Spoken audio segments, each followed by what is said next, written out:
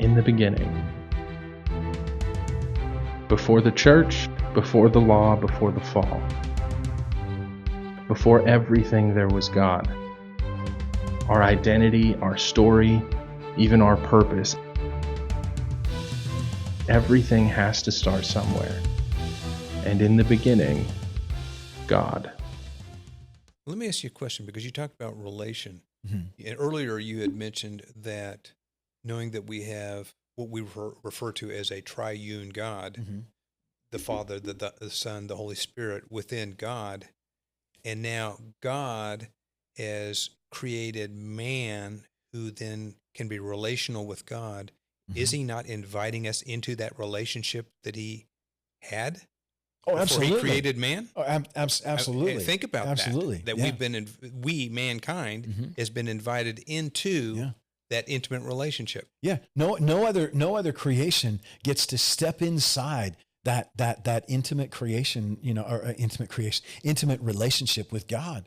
No, except for man. We have been given the opportunity to step into a relationship with the living God. When we look at other human beings and we disregard them, we're disregarding someone that God has created to have an intimate relationship with. The intention, the care, all of that speaks to the value of life. What have we done today? We have so devalued life that lives have become disposable. What we often point to, is the issue of abortion, but it goes so much further beyond that. Or I should say, in addition to that, there's a nation just north of us that sometimes I don't even claim because of this kind of thing, but here's the thing, there's solution today. This is where this ends. This is where this goes. When you so devalue life, those who honorably served their country in times of war and ended up, with issues of, mental illness and PTSD and some of those kind of things. You know what their answer is? Come over here. We'll give you a shot in the arm and put you out of your misery. So that's despicable. But they see that as being humane. And so how do you answer that? Yeah, that might be humane in a human mindset, but it is not godly by any stretch of the imagination. We have nations around the world that if there's any kind of a deformity, that they can detect inside of the womb, they just abort it. God may create, but he's made some errors, and then we need to step in and correct some of those errors. Yeah, we put ourselves, in the place of God. We think somehow we, can decide what is right. Here's the thing. I have a cousin who is now, oh boy, I'm not even sure now. She is in her late 40s. She's got Down syndrome. They told her, I think, she wasn't supposed to live till she was 7 or 8 years old.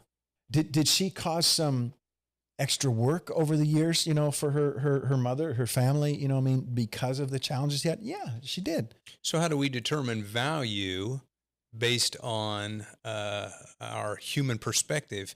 In other words, we are then valuing others based on either performance or based on ability, rather than valuing based on this person belongs to God. Yeah.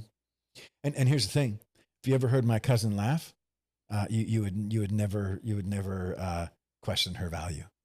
We have, again, across our own country, there are places where you can have assisted suicide and some of those kinds of things, or doctor assisted suicide, I think is what it's officially called.